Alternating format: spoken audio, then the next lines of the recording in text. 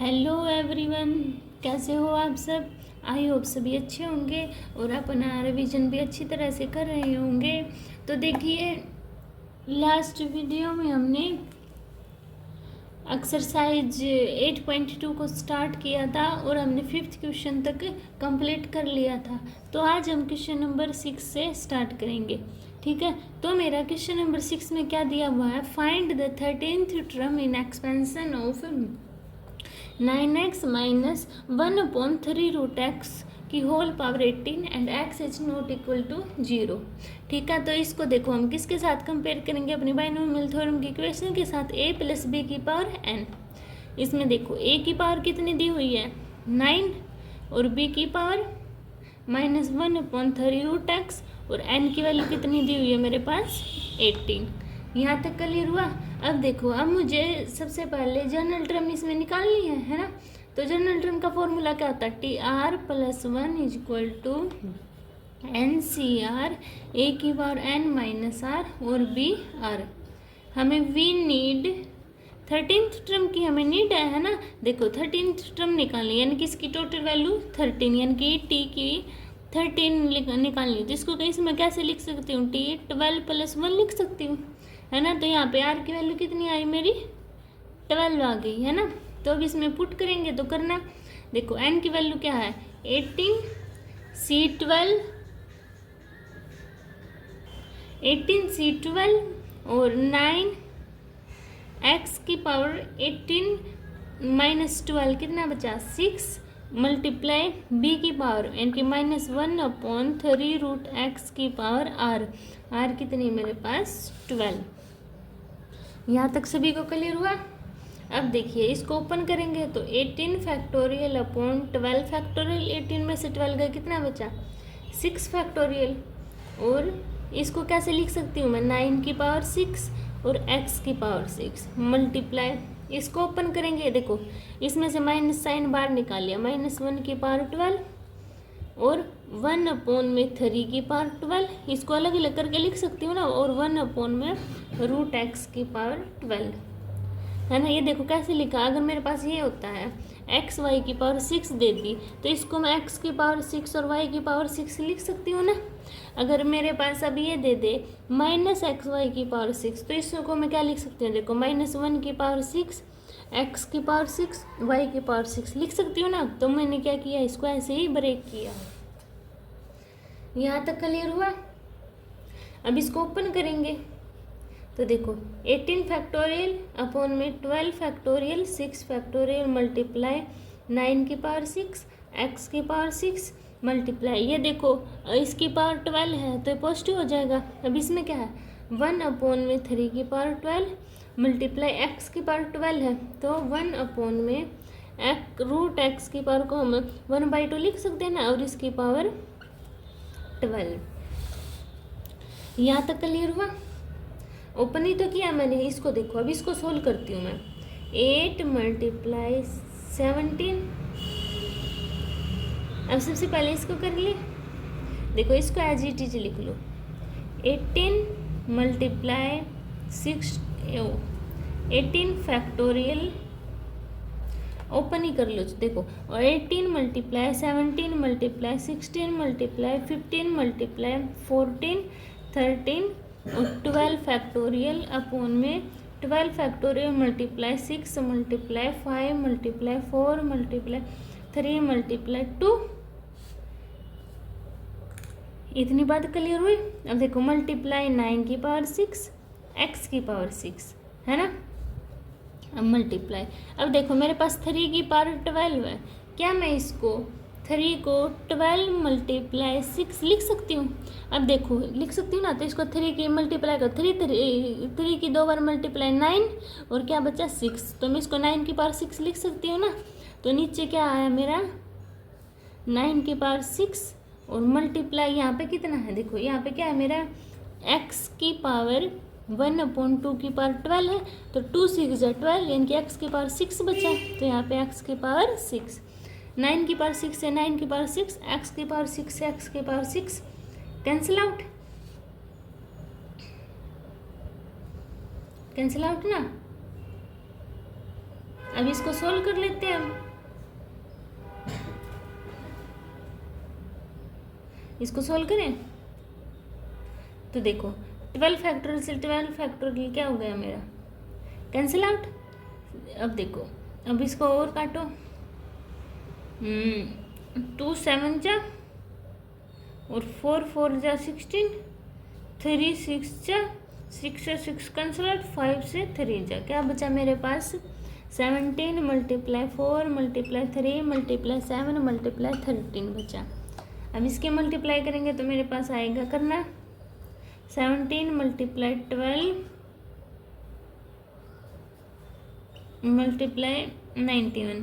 अब इसके मल्टीप्लाई करना है तो हमारे पास ये आंसर आ गया मेरा, ठीक है। तो ये मेरा आंसर बनता है। समझ में आया सभी को?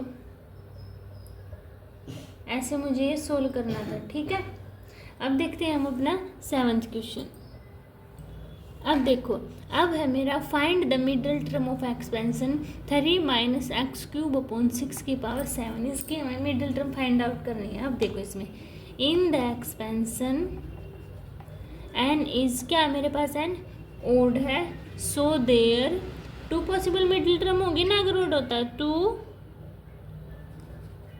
Middle term n + 1/2th term और n + 1/2 + 1th टर्म। मैंने लिखवाया था ना आपको ये इंट्रोडक्शन में।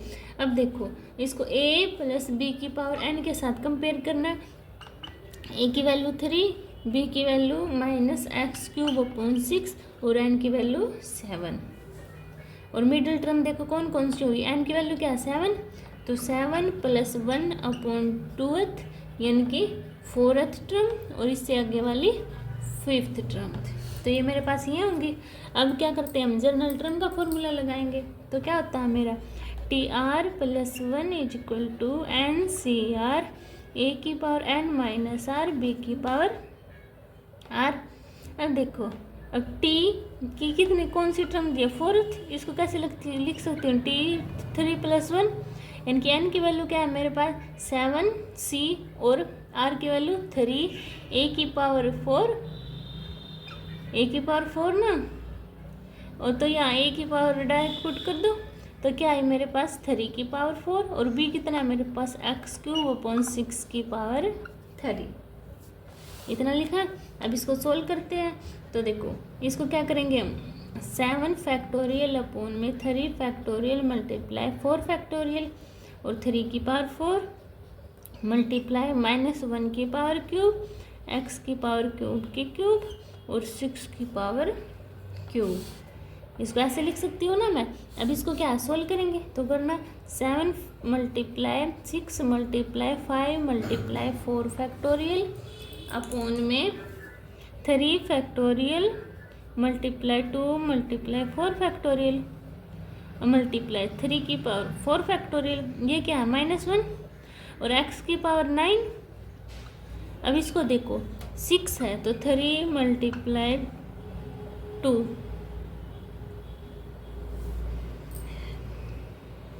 इसको क्या करते हैं, इसको छोटा सा इसको खोल लेते हैं सीधा। देखो 6 की तो कितना आएगा मेरे पास 216 आएगा ना, 216 आएगा।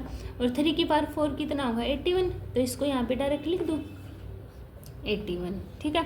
अब इसको जो कट रहा काट दो, 4 फैक्टर से 4 फैक्टर कैंसिल और 3 2 जा 6। अब ये काट दो, ये किस पे जाएगा 6 किसी पे नहीं, तो क्या करते हैं इसकी मल्टीप्लाई कर दो। तो 7 5 जा 35 मल्टीप्लाई 81 मल्टीप्लाई x⁴ 9 और वहाँ माइनस साइन अपॉन में 216। इतनी बात क्लियर हुई। अब देखो काट के देखो 27 3 जा 81 और 27 8 जा क्या होता है 216 8 जा पर, है ना। तो कितना है मेरे पास, इसकी मल्टीप्लाई करो करना 5 -105/8 x⁴ 9। ये आ गया मेरे पास 4th टर्म। 4th टर्म समझ में आई, यहाँ तक समझ में आई ना। अब इरेज कर दो इसको। अब देखो अब क्या निकालनी मुझे फिफ्थ टर्म, यानी कि टी की पावर 5 यानी T4 + 1 यानी कि आर की वैल्यू 4 हो गई तो 7C4 ए की पावर 3 की पावर 7 में से 4 गया 3 और -x³ 6 की पावर 3। इसको ओपन करो 7 फैक्टोरियल अपॉन 4 फैक्टोरियल और 3 फैक्टोरियल 3 3 जा 9 9 3 जा 27 मल्टीप्लाई यहाँ पे क्या माइनस का साइन बाहर आएगा तो x की पावर 9 अपॉन 6 की पावर 3।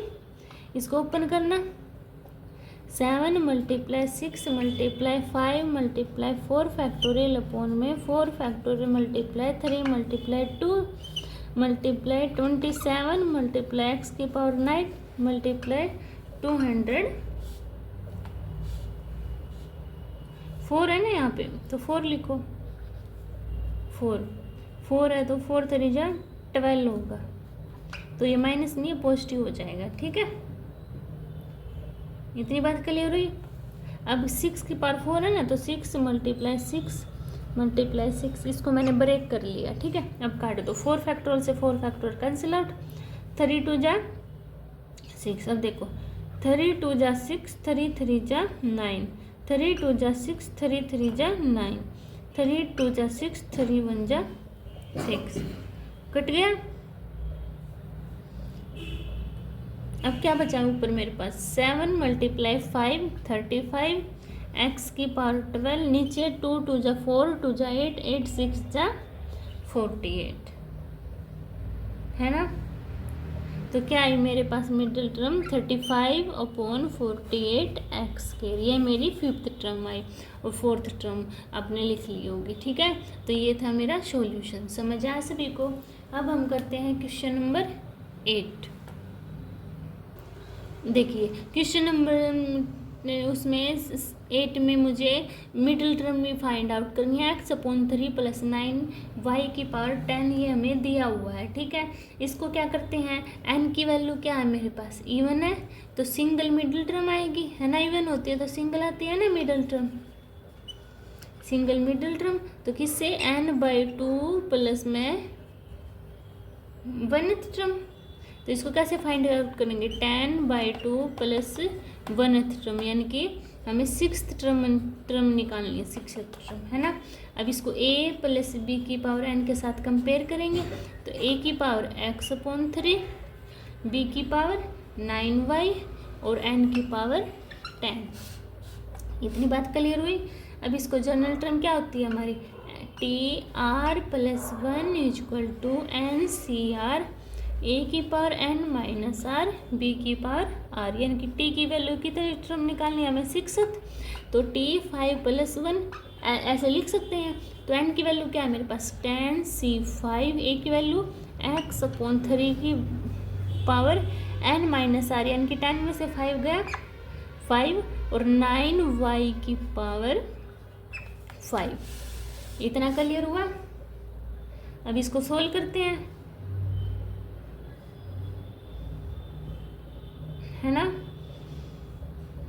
तो करो फिर सोल्व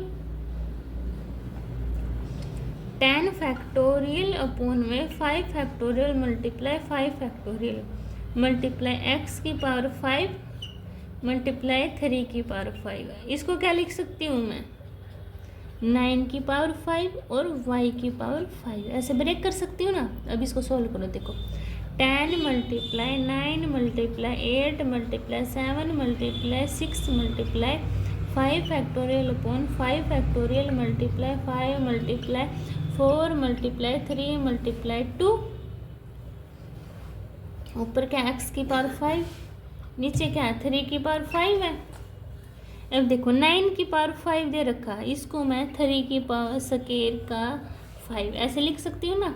तो इसकी 2 की 5 के साथ मल्टीप्लाई तो कितना है मेरे पास 3 की पावर 10 ही आया ना और y की पावर 5। अब काट दो 5 फैक्टर से 5 फैक्टर कैंसिल आउट 3 2 जा 6 5 2 जा 10 4 2 जा 8 3 की पावर 5 से 3 की पावर 10 से कटी तो कितनी बची यहाँ पे 3 की पावर 5 बच गई है ना। यानी कि ये ऊपर वाला सारा कैंसिल आउट हो गया ना। क्या बचा मेरे पास 2 9 18 18 2 जा 36 36 मल्टीप्लाई 7 मल्टीप्लाई 3 की पावर 5 कितना होता है 3 की पावर 5 243 मल्टीप्लाई x की पावर 5 y की पावर 5।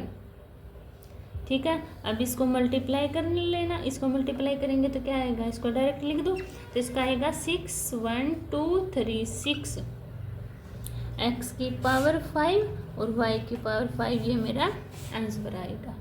ठीक है, क्लियर हुआ सभी को? ऐसे आपको ये सोल्व करना है।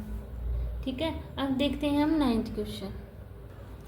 तो चलो बच्चों, आज हम ना 8th क्वेश्चन तक ही कंप्लीट करेंगे क्योंकि वीडियो ज़्यादा लेंथी हो जाएगी, आप भी बोर हो जाएंगे। ठीक है, कल हम 9 क्वेश्चन से 12th क्वेश्चन तक कंप्लीट करेंगे, जिसके साथ ही हमारा चैप्टर भी फिनिश हो जाएगा। अब मिलते हैं नेक्स्ट वीडियो में, तब तक के लिए बाय बाय।